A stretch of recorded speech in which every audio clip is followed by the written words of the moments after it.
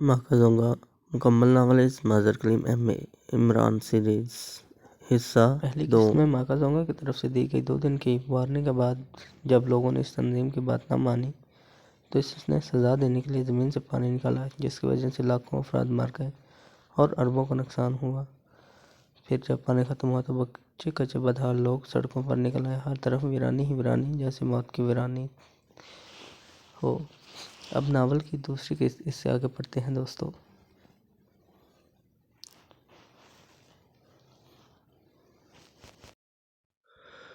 صفدر آرام سے بیٹھا چائے پی رہا تھا کہ ایک دم اسے ایسا محسوس ہوا جیسے کسی نے اس کا نام لیا ہو۔ وہ چونک اٹھا اور ادھر ادھر دیکھنے لگا، لیکن ہوٹل کے سب لوگ اپنی اپنی باتوں میں مصروف تھے۔ وہ بڑا حیران ہوا، پھر سوچا شاید کسی کے ساتھ ہی کا نام ہو۔ چنانچہ وہ پھر چائے کی پیالے کی طرف متوجہ ہوگا کہ اچانک اسے ایک چھوٹا سا کنکر لگا۔ بے ساختہ اس کی نظر اوپر اٹھ گئی تو گیلری میں اسے کیپٹن شکیل بیٹھا ہوا نظر آیا۔ کیپٹن شکیل نے اسے آنکھوں سے اشارہ کیا۔ وہ خود اٹھ کر باتھ روم میں چلا گیا۔ صفدر نے اطمینان سے چائے کا آخری گھونٹ لیا اور اٹھ کر باتھ روم کی قطاروں کی جانب بڑھ گیا۔ ایک طرف اسے کیپٹن شکیل سگریٹ پیتا نظر آیا۔ اس کی آنکھوں میں بدتلقی تھی اور چہرہ ہمیشہ کی طرح ہر قسم کے جذبات سے عاری۔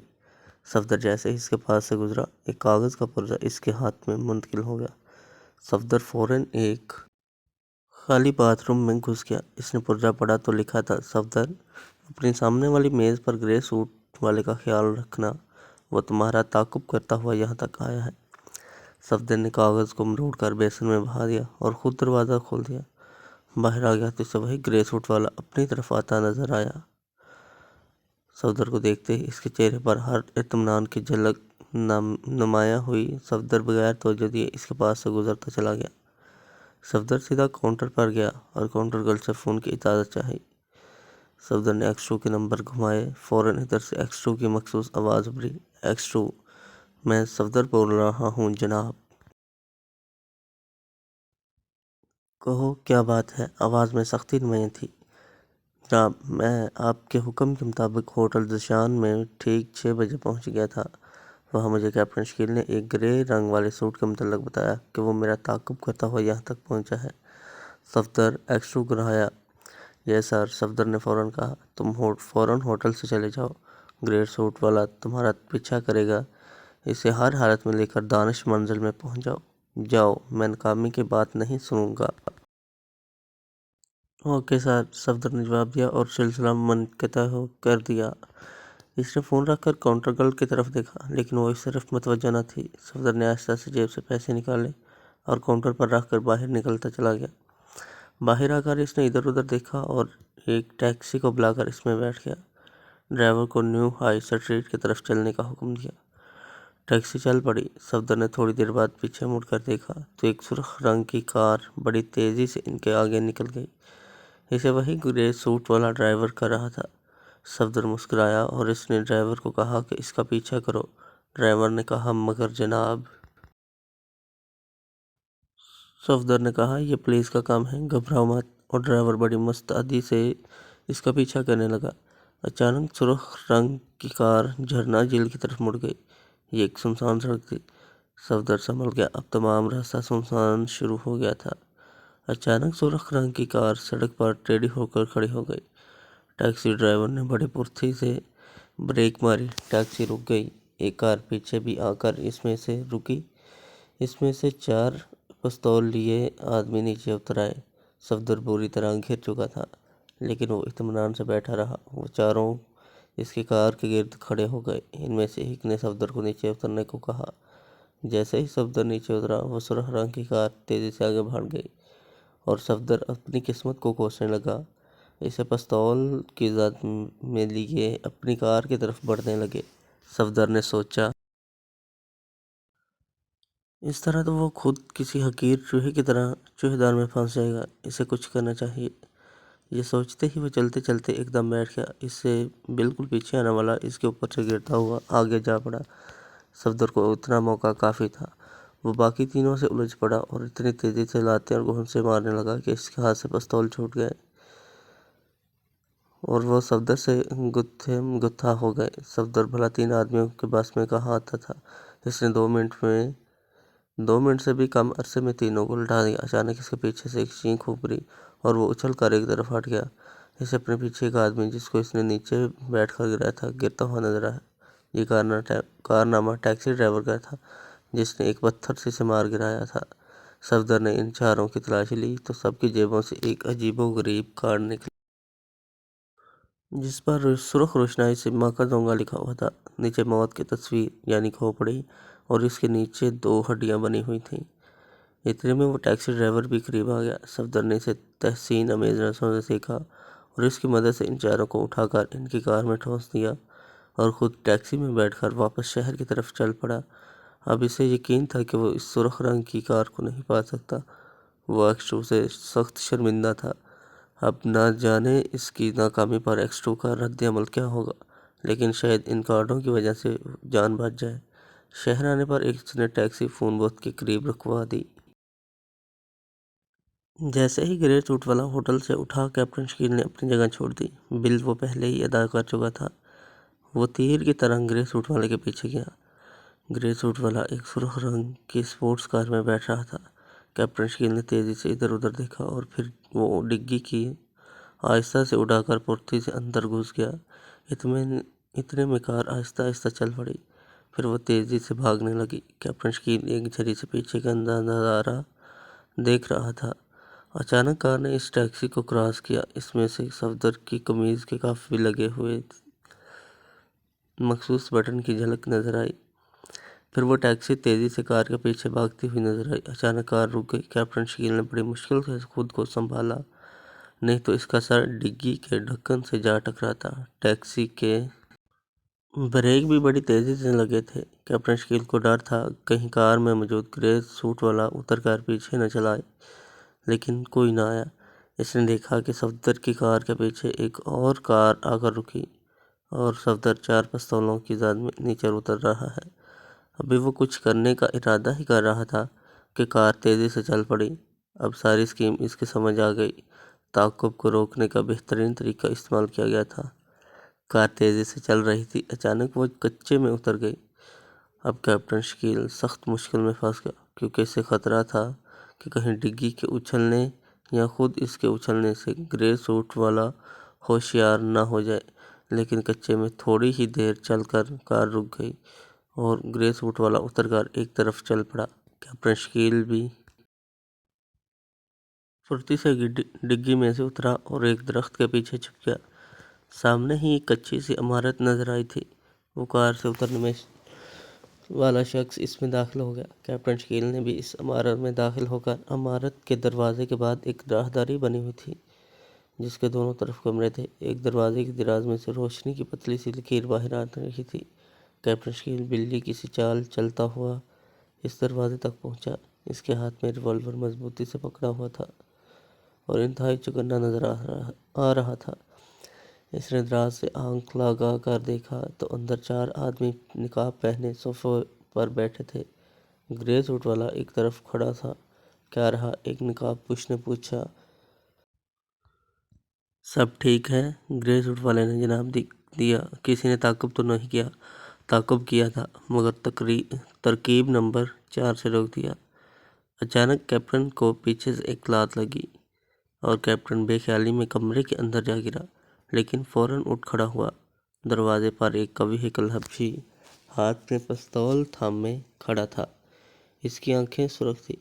کمرے میں بیٹھے ہوئے 4 نقاب پوش ہڑبڑا کر اٹھ کھڑے ہوئے۔ کیپٹن کا پستول اس کے ہاتھ سے چھوٹ کر گرے سوٹ والے کے قدموں میں جا گرا تھا۔ جیسے اس نے اٹھا لیا، اب کیپٹن شکیل خالی ہاتھ تھا۔ صاحب، یہ کتا باہر سے باتیں سن رہا تھا۔ حبشی گرایا ہوں، ایک نقاب پوش کی پھنکارتی ہوئی آواز آئی۔ کون ہو تم اور یہاں کیسے آئے؟ اس نے کیپٹن شکیل کی طرف مخاطب ہو کر پوچھا۔ سوال کے پہلے حصے کا جواب میں نہیں دے سکتا، البتہ دوسرے کا بتا سکتا ہوں کہ میں گرے سوٹ والے کی طرف اشارہ کر کے ان کی کار کی ڈگی میں آیا ہوں۔ تمہیں یہ بتانا پڑے گا کہ تم کون ہو اور یہاں کیسے آئے ہو۔ نقاب پوش کی گراہٹ بے آنک ہو گئی، لیکن کیپٹن شکیل نے کوئی جواب نہ دیا۔ نقاب پوش نے حبشی کی طرف دیکھ کر کہا، اس کے دماغ کو ٹھکانے لگاؤ۔ اس گرینڈیل حبشی نے اپنا پستول ایک نقابپوش کے حوالے کر دیا اور خود آہستہ آہستہ کیپٹن شکیل کی طرف بڑھا۔ اس کا انداز انتہائی مرعوب کن تھا، لیکن کیپٹن شکیل ایک ٹھوس جان کی طرح کھڑا تھا۔ اس کے چہرے پر کوئی شکن نہ تھی۔ وہ انتہائی اطمینان سے اس حبشی کی طرف دیکھ رہا تھا۔ حبشی اس کا یہ اطمینان دیکھ کر ایک لمحے کے لیے جھجکا، لیکن پھر اچانک اچھل کر کیپٹن شکیل کی طرف آیا۔ کیپٹن شکیل انتہائی پھرتی سے ایک طرف ہٹ گیا۔ حبشی اتنی تیزی میں ہی آگے کی طرف بڑھا۔ پیچھے سے کیپٹن شکیل نے اس کی پشت پر ایک لات ماری اور حبشی اچھل کر سامنے والی دیوار سے ٹکرا گیا۔ پھر اچانک وہ تیزی سے پلٹا۔ اس کا چہرہ لہولہان ہو گیا تھا اور انتہائی بھیانک لگ رہا تھا۔ آنکھوں میں شعلے سے بھڑک اٹھے تھے۔ اس نے اپنا دایاں ہاتھ تیزی سے ہلایا۔ کیپٹن شکیل نے فوراً پہلو بدلا، لیکن حبشی اسے ڈاج دینے میں کامیاب ہوا۔ اس نے فوراً انتہائی پھرتی سے اور زور سے اپنے بائیں ہاتھ سے کیپٹن شکیل کے منہ پر گھونسا مار دیا اور کیپٹن شکیل لڑکھڑاتا ہوا 3 قدم پیچھے چلا گیا۔ اب کیپٹن شکیل کی آنکھوں میں سرخی آ گئی، لیکن چہرے پر وہی اطمینان تھا۔ اچانک کیپٹن شکیل اپنی جگہ سے اچھلا اور اس کے دونوں پیر تیزی سے حبشی کے سینے سے ٹکرائے۔ حبشی کے منہ سے ایک بھیانک چینخ نکلی اور وہ زمین پر گر پڑا۔ اس کے منہ اور ناک سے خون کے فوارے ابل پڑے۔ کیپٹن شکیل کی زوردار فلائنگ کک سے اس کی پسلیاں ٹوٹ گئی تھیں۔ وہ چند سیکنڈ کے لیے تڑپا اور ٹھنڈا ہو گیا۔ چاروں نقابپوش ایک لمحے کے لیے حیران رہ گئے۔ کیپٹن شکیل انتہائی تیزی سے گھوما اور دوسرے لمحے گرے سوٹ والا اس کے ہاتھوں میں تھا۔ وہ دروازے کی طرف بھاگا۔ گرے سوٹ والا اس کے ہاتھوں میں ایک بے بس پرندے کی طرح مچل رہا تھا۔ اچانک نقابپوشوں کو ہوش آیا۔ ایک نے گولی چلا دی، لیکن بے سود گولی دروازے کے سامنے والی دیوار سے ٹکرائی تھی۔ کیپٹن شکیل راہداری کے آخری سرے تک دوڑتا گیا، پھر اچانک پلٹا اور ایک ساتھ کے کمرے میں گھس گیا۔ گرے سوٹ والا اب بھی اس کے ہاتھوں میں مچل رہا تھا، لیکن کیپٹن شکیل نے اس کا منہ سختی سے دبا دیا۔ نقابپوش ڈرتے ہوئے راہداری میں آئے، لیکن کیپٹن شکیل انہیں نظر نہ آیا۔ وہ راہداری سے باہر نکل گیا۔ وہاں بھی کیپٹن شکیل کا کوئی پتہ نہ تھا۔ اتنی جلدی بھلا کہاں جا سکتا ہے؟ ایک نقابپوش نے پوچھا۔ پتہ نہیں، ایک گراہٹ بلند ہوئی۔ کہیں پچھلے دروازے سے تو نہیں بھاگ گیا؟ پہلے نے کہا اور چاروں پچھلے دروازے کی طرف بھاگے، لیکن وہاں بھی نہ تھا۔ ایک نقابپوش نے، جو ان کا سردار تھا، تینوں کو عمارت کے مختلف کونوں میں دیکھنے کے لیے بھگا دیا اور خود بلڈنگ کے لیے دیکھنے کے لیے گیا۔ اتنا وقفہ کیپٹن شکیل کے لیے کافی تھا۔ اس نے گرے سوٹ والے کو ہاتھوں پر اٹھایا۔ اس کے منہ پر ہاتھ رکھنے کی وجہ سے بے ہوش ہو گیا تھا۔ وہ گیٹ کے سامنے کھڑی ہوئی سرخ کار میں پھرتی سے بیٹھ گیا۔ گرے سوٹ والے کو اس نے پچھلی سائیڈ پر پھینکا اور انتہائی تیزی سے کار بیک کی اور سڑک پر سے ہوتا ہوا تیزی سے ایک طرف چل پڑا۔ اس کی کار کی پچھلی طرف سے گولیاں ٹکرائیں، لیکن جلد ہی اس کی کار پستول کی رینج سے نکل گئی۔ چند ہی لمحوں میں وہ جام نگر والی سڑک پر تھا۔ اس کی کار انتہائی تیزی سے بھاگ رہی تھی اور اس کا رخ دانش منزل کی طرف تھا۔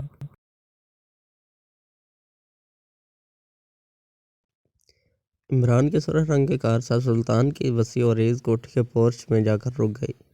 عمران دروازہ کھولتے ہی تیزی سے نیچے اترا۔ اس بار اس کے جسم پر سلیقے کے کپڑے تھے اور چہرے پر حماقت کی تہیں بالکل غائب تھیں۔ ایسا محسوس ہوتا تھا کہ یہ عمران کی بجائے کوئی اور ہے۔ وہ تیز تیز قدموں سے چلتا ہوا سر سلطان کے ڈرائنگ روم میں داخل ہوا۔ سر سلطان اپنے ڈرائنگ روم میں بڑی پریشانی سے ٹہل رہے تھے۔ ان کی پریشانی پر غور و فکر کی گہری لکیریں نمایاں تھیں۔ عمران کو دیکھتے ہی ان کے چلتے قدم رک گئے۔ عمران نے سلام کیا۔ سر سلطان نے اسے صوفے پر بیٹھنے کا اشارہ کرتے ہوئے خود بھی ایک صوفے پر بیٹھ گئے۔ سر سلطان عمران کو اس روپ میں دیکھ کر اور بھی سنجیدہ ہو گئے۔ 2 منٹ تک تو کوئی بھی نہ بولا۔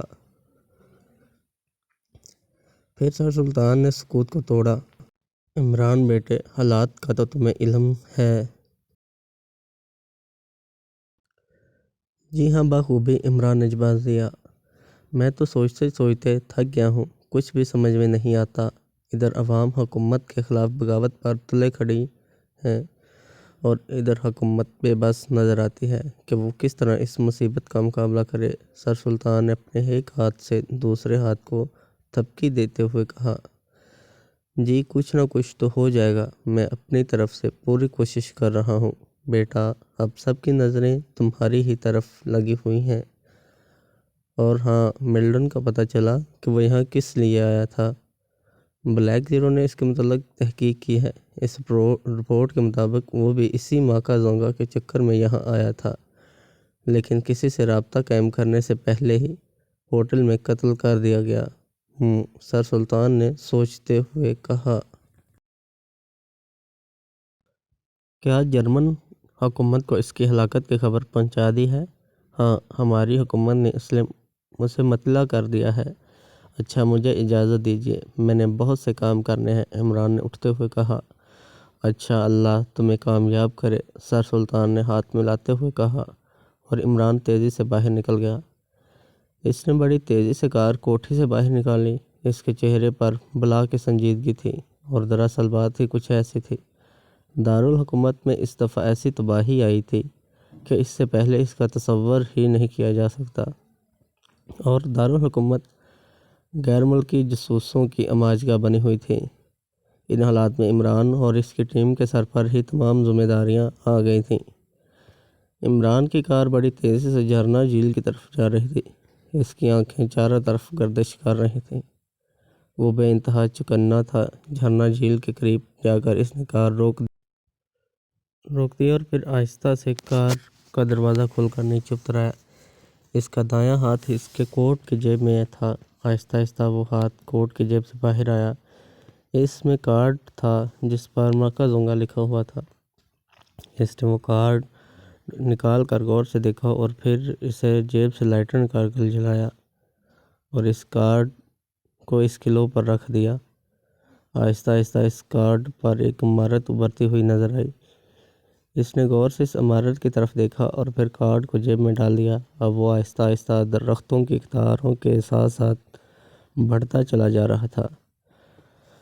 تھوڑی دور چل کر اسے یہ عمارت نظر آ گئی جس کی تصویر اس پراسرار کارڈ پر تھی۔ عمارت انتہائی خستہ اور پرانی تھی۔ کسی زمانے میں یہ عمارت واقعی فن تعمیر کا شاندار نمونہ تھی، لیکن اب بے رحم زمانے کے ہاتھوں اس کی تمام دلکشی اور خوبصورتی مٹ چکی۔ اب تو وہ شکستہ اینٹوں اور گرد و غبار کا ایک ڈھیر تھی، لیکن اس کے باوجود کھنڈر بتا رہے ہیں کہ عمارت عظیم تھی۔ عمران نے ایک نظر اس پر ڈالی، کچھ دیر سوچتا رہا، پھر وہ واپس اپنی کار کی طرف چل پڑا۔ اب اس کے قدم تیز تیز بڑھ رہے تھے۔ اس نے کار کا اسٹیئرنگ سنبھالا اور اسے سڑک کے ایک طرف لمبی لمبی گھاس میں اگی ہوئی خوددار جھاڑیوں کے گھنے جھنڈ میں اس طرح چھپا دیا کہ وہ بالکل نظر نہ آتی تھی، اور خود دوبارہ اس عمارت کی طرف چل پڑا۔ جب وہ اس جگہ پہنچا جہاں سے وہ واپس مڑا تھا تو اس نے ایک بار پھر غور سے عمارت کو دیکھا، لیکن عمارت کا ارد گرد کا ماحول بالکل خاموش تھا۔ ایک بار اس کے دل میں خیال آیا کہ وہ اس عمارت کو رات کی تاریکی میں چیک کرے، لیکن پھر وہ آہستہ آہستہ اس عمارت کی طرف چل پڑا۔ اسے یہ تو یقین تھا کہ کسی نہ کسی واسطے سے یہ عمارت ماکا زونگا سے تعلق رکھتی ہے، اس لیے وہ انتہائی محتاط تھا اور وہ لمبی لمبی گھاس کی آڑ لے کر آہستہ آہستہ چل رہا تھا۔ جب وہ عمارت کے نزدیک پہنچا تو کچھ دیر اسی گھاس میں دب کر بیٹھا رہا، پھر وہ آہستہ سے اٹھا اور عمارت میں داخل ہوا۔ عمارت تمام تر سنسان تھی۔ کوئی بھی ایسا کمرہ نہ تھا جو شکستہ نہ ہو۔ ہر طرف مکڑی کے جالے تنے ہوئے تھے۔ وہ سخت پریشان ہو گیا کہ اس ویران عمارت کا ماکا زونگا سے کس طرح تعلق ہو سکتا ہے۔ اس عمارت کو دیکھ کر تو ایسا محسوس ہوتا تھا جیسے یہاں کوئی آیا ہی نہیں۔ ہر چیز گرد و غبار سے ہٹی ہوئی تھی۔ اس کی باریک بین نظریں چاروں طرف گردش کر رہی تھیں۔ اچانک وہ چونکا۔ اسے ایک چھوٹا سا بیج پڑا ہوا نظر آیا جو عموماً کوٹ کے کالر پر لگایا جاتا ہے۔ اس پر MZ کے الفاظ کند تھے۔ اس پر ایک بال کھاتا ہوا اژدہا ابھرا ہوا تھا جس کی سرخ زبان باہر کو نکلی ہوئی تھی۔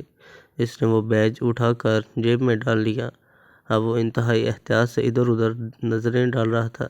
ایک جیسا اسے گرد و غبار ذرا کم نظر آیا۔ اس نے بغور دیکھا تو کسی کے جوتوں کے ہلکے ہلکے نشان نظر آنے لگا۔ وہ کچھ سوچ کر مسکرایا۔ اب اس کا ازلی پن، احمق پن اس کے چہرے پر دوبارہ نظر آنے لگا۔ اس نے ایک بار پھر چاروں طرف دیکھا، پھر منہ لٹکایا اور مایوسی سے گردن جھٹک کر واپس مڑ گیا۔ وہ آہستہ آہستہ چلتا ہوا باہر آیا اور پھر تھوڑی دور چل کر ایک اونچے درخت پر چڑھ کر بیٹھ گیا۔ ابھی اسے بیٹھے تھوڑی ہی دیر ہوئی تھی کہ اچانک اس عمارت سے دو آدمی نکلے۔ ان کے ہاتھوں میں سٹین گنیں تھیں۔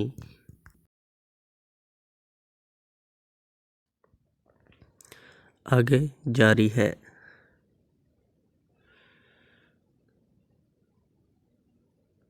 دوستو، اس ناول کی باقی کی سٹوری کے لیے ہمارے چینل اردو ادب 23 کے ساتھ رہیں۔ اس ناول کی اگلی ویڈیو کے لیے ہمارے چینل اردو ادب 23 کو لائک کریں، شیئر کریں اور سبسکرائب ضرور کریں اور ساتھ لگی گھنٹی کے بٹن کو پریس کر دیں تاکہ ہر نئی آنے والی ویڈیو کا نوٹیفیکیشن سب سے پہلے آپ کو ملے۔ شکریہ۔ ملتے ہیں نئی ویڈیو کے ساتھ آئندہ جمعے کو۔ تب تک کے لیے اللہ حافظ۔